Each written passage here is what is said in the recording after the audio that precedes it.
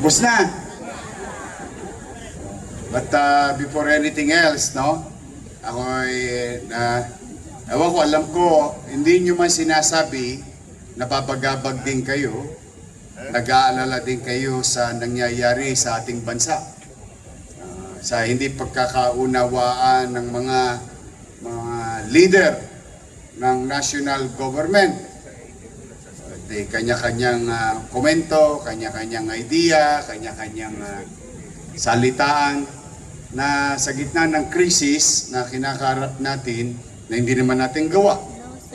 Ito'y dulot ng isang insidente at patuloy na nangyayari sa Middle East. Nalulungkot tayo pare-pareho. Maraming nagsasabi sa akin na parang litong-lito na sila sa kaganapan, no? Sa mga leader natin. But I'll tell you, would like to address the people of Manila. Sa ating mga mamamayan sa lungsod, eyes on the ball. Doon lang tayo. Ngayong umaga, babangon ka. Pupunta ka sa trabaho. At galingan mo dahil may umaasa sa iyo sa pamilya mo.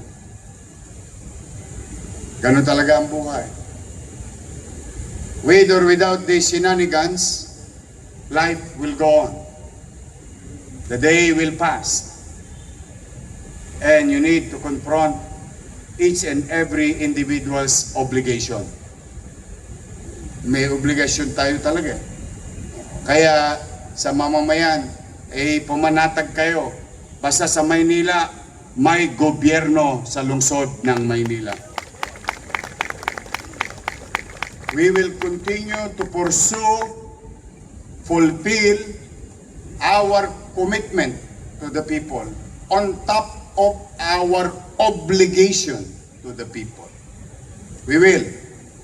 Kaya sa mga taga-lungsod ng Maynila, magbubuti po kami. Huwag kayong mag-alala. Ako po na mismo, hindi po ako makikisali sa mga alitang yaon. Nang matahimik naman tayo dito sa lungsod. Karapatan nyo makapamuhay ng maayos, tahimik at panatag. Na may maliwalas na kapaligiran. Na may oportunidad para sa lahat.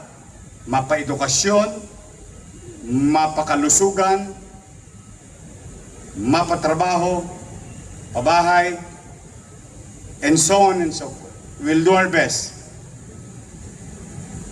Yan po ipinararating ko sa ating mamamayan sa harapan ng ating mga kapwa lingkod bayan na nanarito ngayon sa flag ceremony.